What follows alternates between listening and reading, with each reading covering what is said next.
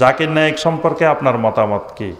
জাকির নায়েক সম্পর্কে আমার মতামতের কোনো মূল্য আছে? আমি তার সম্পর্কে ভালো বললেই কি, খারাপ বললেই কি?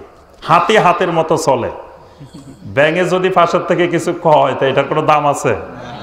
কোথায় জাকির নায়েক, কোথায় আমরা? ওনার সম্পর্কে মন্তব্য করার কি আমাদের মতো লোকদের মন্তব্য ওনার কি আসে যায়? দেখবেন ওয়াজের মাহফিলে মাইক ভাঙ্গি ফেলতেছে জাকির নায়েকের বিরুদ্ধে, তো মাইকে ভাঙ্গি লাফ মেরে সব ফেলে দিয়ে কি হচ্ছে ওনার?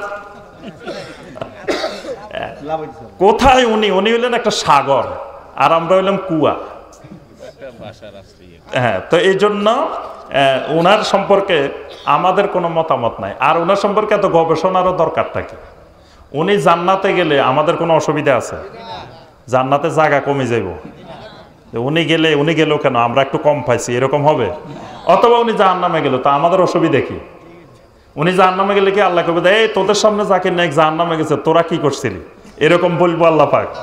তাহলে উনাকে নিয়ে আমাদের এত চিন্তা গবেষণা ফেরাসারির দরকার কি? উনি একজন মুসলিম ভাই, উনি একজন দাঈ ইলাল্লাহ, উনি মানুষকে আল্লাহর দিকে ডাকেন কোরআন সুন্নাহ দিয়ে। কেউ তার ডাক শুনলে শুনলো, না শুনলে নাই।